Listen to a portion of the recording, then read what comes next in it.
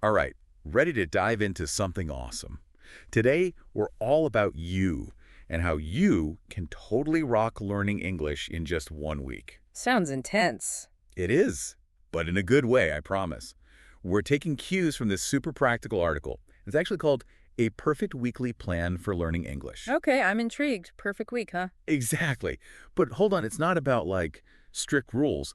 Think of it more as a roadmap. Wow. It hits all the essential skills, listening, speaking, you name it. But it's designed to help you level up without feeling overwhelmed. I like that. It's easy to feel lost when you're learning a new language. There's just so much out there. Totally. Oh, and get this, we're even going to talk about how you can use AI to practice speaking. Whoa, really? AI? That's pretty cool. Right. And there's this technique called shadowing that can apparently work wonders for your pronunciation. It's all about mimicking, like really getting into how native speakers sound. Now that you mention it, a structured approach like that can be so beneficial. It's like having a personal trainer for your language skills. Okay, so let's break it down day by day, shall we? Let's do it. All right. Monday, the day we all kind of dread. Oh, yeah, the start of the week. But this plan makes Monday exciting because it's all about building that rock-solid foundation, vocabulary and grammar. Makes sense. Gotta start with the basics, right? Think of it as building a house. Can't have a house without a strong foundation. I totally agree. So, how does this plan tackle that foundation? We're talking about starting your Monday morning with a 1-hour power session. Okay, a power session. I like it. What's first? First up is vocabulary. 30 minutes dedicated to learning new words, around 10 to 15 words that you can actually USE, not just like random words from a dictionary. So, practical words, words you can actually use in a conversation. Precisely. That makes sense. Yeah. It's easy to get bogged down with memorizing a ton of words that you'll never actually use. Exactly. And guess what? They even suggest using apps like Anki, Quizlet, or Memrise. Oh, I've heard of those. They use those techniques, spaced repetition and active recall, right? You got it. Those are awesome for actually remembering words. It's not just about cramming, it's about training your brain to remember things long term. Totally agree. It's like when you cram for a test and then the next day, poof, it's all gone. Exactly. This is about making those words stick. So you've got your 10 to 15 words, but it doesn't stop there. To really understand them, you write them down in sentences, to get the context. Makes sense. Knowing a word is one thing, but being able to use it correctly in a sentence, that's the real deal. Right, so vocab is done. The next 30 minutes are for grammar. The dreaded grammar. I know, right? But it's got to be done. We're talking about those pesky verb tenses, confusing articles, and those prepositions that always seem to trip us up. Those prepositions, ugh. Tell me about it. They can be a nightmare. But the plan recommends some good resources like the Grammarly Handbook or Cambridge English Grammar in use. Ever use those? I've used Grammarly before, and it's been a lifesaver, especially for those little mistakes that you don't even notice. It's like having your own personal editor. And to wrap up Monday evening, you get to put it all into practice by writing a short paragraph using what you've learned that day. So you're taking that new vocab and those grammar rules and putting them into action? Exactly. That's how you make it stick. I like it. It's all about building that solid foundation. All right, Tuesday swings around and hold on to your hats. It's listening day. All about listening. Cool. What's the game plan for that? The plan suggests kicking things off with 30 minutes of active listening, maybe with a podcast from BBC Learning English or a video on ESL Pod. Those are great resources. I've used them before. Me too. I think the key here is choosing topics that you're actually interested in. Oh, definitely. If you're not into it, it just feels like work. Right. And when you're engaged, you just naturally absorb so much more. Do you have any favorite podcasts or YouTube channels for learning? Honestly, sometimes I just listen to podcasts about things I'm already interested in, like science or history, but in English. That way, it feels less like studying and more like, well, just enjoying a podcast. Love that. Okay, Yeah. so active listening is done. What comes next? Tell me more about this shadowing thing for pronunciation. What is that exactly? So after active listening, you spend about 30 minutes on pronunciation practice using something called shadowing. Basically, you listen to a short audio clip and then try to mimic the speaker as closely as possible. Their tone, their speed, even their pronunciation. Oh, I see. It's like stepping into their shoes vocally. Exactly.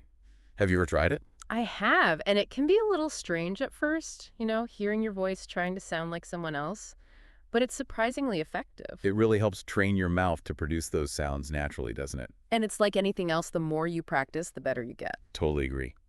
And to wrap up Tuesday on a more relaxed note, The plan suggests casual listening. Think an episode of Friends or The Office with English subtitles. Ah, so just soaking up the language in a fun way. Exactly. No pressure, just relaxing and enjoying a show. I do that all the time. It's amazing how much you pick up without even realizing it. Right. It's all about creating that balance between focus practice and just immersing yourself in the language. I like it. Wednesday rolls around, and guess what? It's time to hit the books because it's reading day. Reading day, all right. What's Yeah. on the agenda? The plan recommends dedicating 45 minutes in the morning to reading. This could be articles from websites like Breaking News English, or maybe trying a short story from a graded reader. Graded reader. Yeah, those are books specifically adapted for language learners, so they use simpler language and grammar. They're a good stepping stone. Oh, I get it. So it's not like jumping straight into Shakespeare. Exactly. Graded readers are great for building confidence and expanding your vocabulary without feeling overwhelmed. Makes sense. And there's this cool tip. While you're reading, write down any new words or expressions that catch your eye. I do that sometimes. It's like building your own personal dictionary. Right. And it really helps you remember the words because you're seeing them in context. It's like turning reading into a treasure hunt for new words and phrases. I love that. Me too. In the afternoon, it's time to put those reading muscles to work. How so? The plan recommends focusing on comprehension.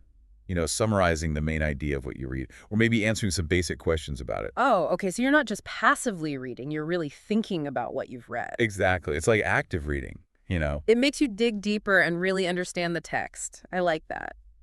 And to end Wednesday on a lighter note, it's time for some fun reading, like a comic book, a blog post, or even a simple, enjoyable book like The Little Prince. Ah, so something fun and easy to digest. Yeah, just to make reading a habit, something you look forward to. I think that's so important. When you enjoy something, you're more likely to stick with it. Absolutely. Yeah. Okay, are you ready to find your voice? Because Thursday is all about speaking. Time to speak up, huh? I'm a little nervous, to be honest. I get it. Speaking can be intimidating. But this plan starts off by focusing on building your confidence. And it suggests doing that by practicing alone in the morning. Practicing alone. Interesting. How does that work? The article actually recommends spending an hour talking to yourself in the mirror.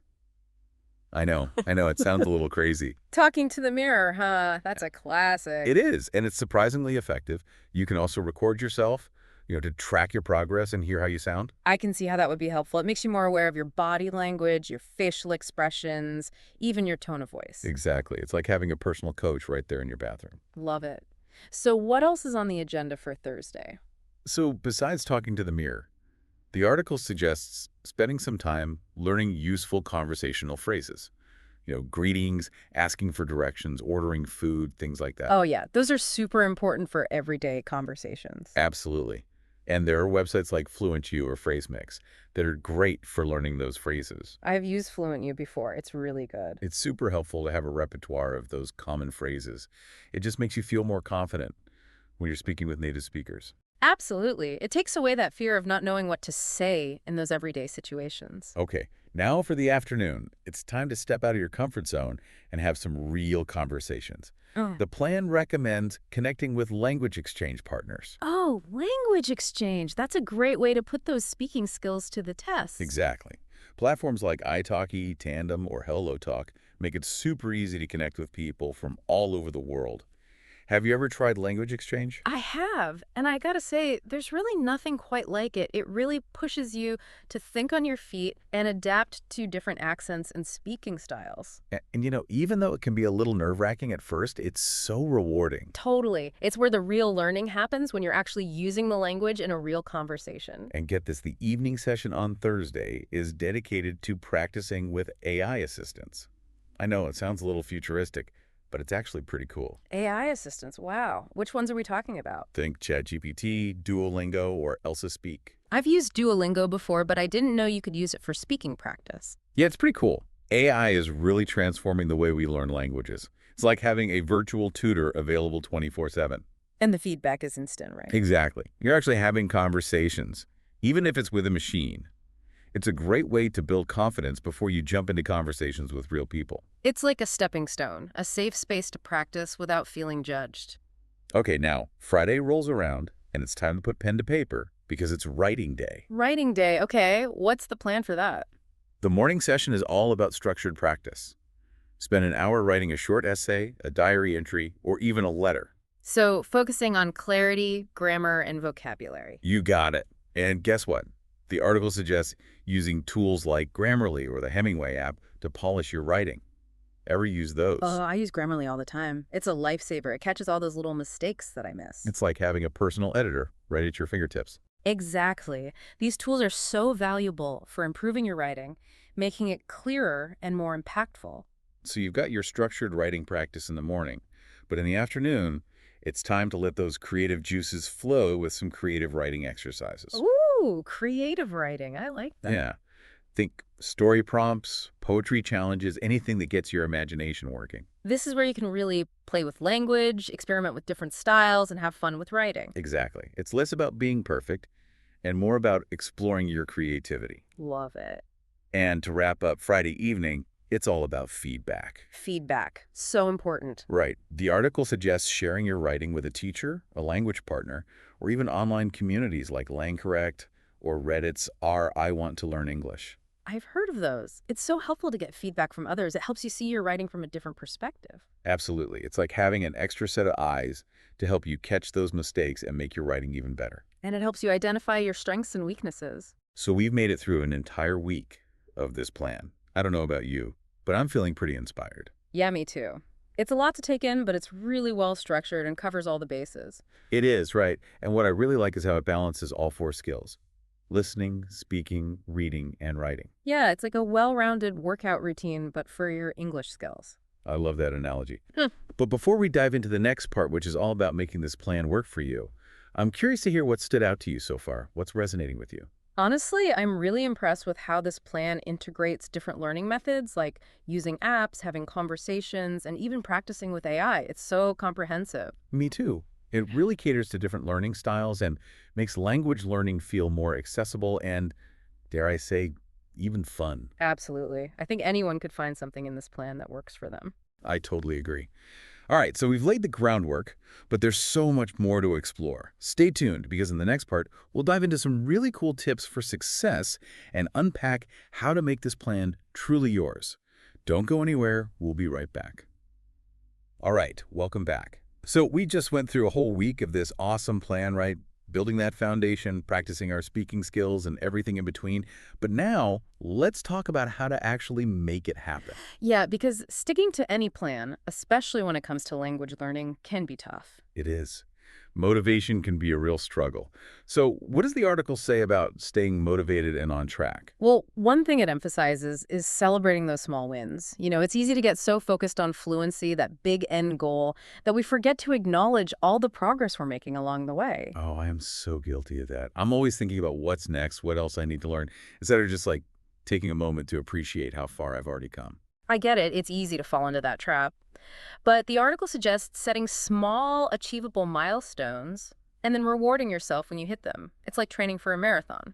Oh, I like that analogy. You wouldn't try to run 26 miles on your first day, right? No way. I'd break it down into smaller distances, celebrate each milestone, and gradually work your way up. It's the same with language learning. Okay, so instead of focusing on becoming fluent overnight, which, let's be real, is not going to happen, Yeah, we could set a goal learning, say, 5 new words every day. exactly. Or having a 5-minute conversation with a language partner, or reading one chapter of a graded reader, something manageable. And then when we hit those milestones, we give ourselves a little reward. Exactly. Something you enjoy. A cup of coffee, a walk in the park, an episode of your favorite show. It's like giving yourself a little pat on the back, Mhm. acknowledging your effort and celebrating those small victories. And it's not just about external rewards. It's also about recognizing that intrinsic satisfaction of seeing yourself improve. Oh, I totally agree. It's like when you finally understand a grammar concept that you've been struggling with, or you can hold a conversation without feeling completely lost. Exactly. Those are huge wins, and they feel so good.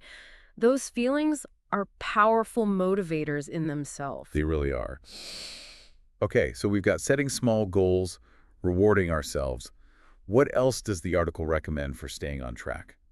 The article also highlights the importance of tracking your progress, and this can be done in a lot of different ways. Oh yeah, like keeping a language learning journal. Exactly. Or using a tracking app, or even just creating a spreadsheet where you record your milestones of achievements. It's about having a visual representation of your journey. I am all about journaling. There's something so satisfying about seeing those words on paper, those accomplishments. It makes it all feel more real.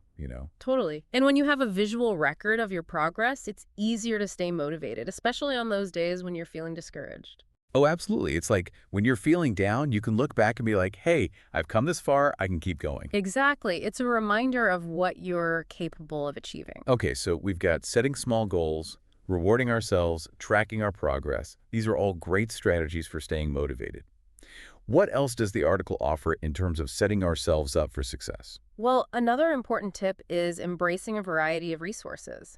It's about going beyond the textbook. Okay, yeah, like what kind of resources are we talking about? Podcasts, movies, music, even video games. It's about finding what works best for you and keeping things interesting. That makes so much sense. We all learn differently.